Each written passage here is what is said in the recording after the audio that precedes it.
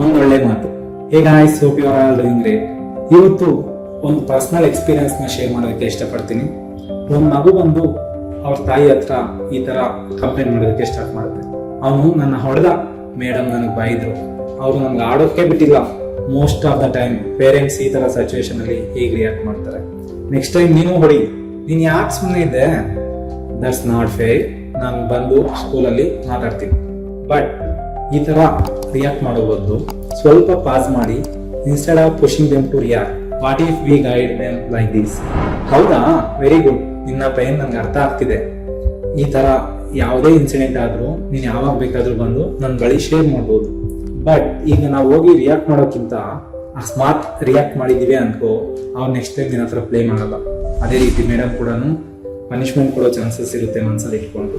ಒಂದ್ಸಲ ಎಕ್ಸ್ಕ್ಯೂಸ್ ಮಾಡಿ ನೋಡೋಣ, ಮತ್ತೆ ಇದೇ ತರ ರಿಪೀಟ್ ಆದ್ರೆ ನಾನೇ ಬಂದು ಸ್ಕೂಲಲ್ಲಿ ಮಾತಾಡ್ತೀನಿ ಅಂತ ಹೇಳಿದಾಗ ಮಗು ಥಿಂಕಿಂಗ್ ಪ್ಯಾಟರ್ನ್ ಚೇಂಜ್ ಆಗುತ್ತೆ. ಅಂದ್ರೆ ರಿಯಾಕ್ಟ್ ಆಗೋ ಬದಲು ರೆಸ್ಪಾಂಡ್ ಯಾವ ತರ ಮಾಡ್ಬೇಕು ಅನ್ನೋದನ್ನ ಕಲಿಯೋದಕ್ಕೆ ಸ್ಟಾರ್ಟ್ ಮಾಡುತ್ತೆ. ನಾವು ಪೇರೆಂಟ್ಸ್ ಆದವರು ಈ ತರ ಗೈಡ್ ಮಾಡೋದ್ರಿಂದ ಅವರ ಥಿಂಕಿಂಗ್ ಪ್ಯಾಟರ್ನ್ ನ ಯಾವುದೇ ಒಂದು ಸಿಚುವೇಶನ್ ಆಗಲಿ ಇಮಿಡಿಯೇಟ್ ರಿಯಾಕ್ಟ್ ಆಗೋ ಬದಲು ರೆಸ್ಪಾಂಡ್ ಮಾಡೋದನ್ನ ಕಲಿತಾರೆ. Let's raise emotionally strong kids who know how to think before they act. Thank you.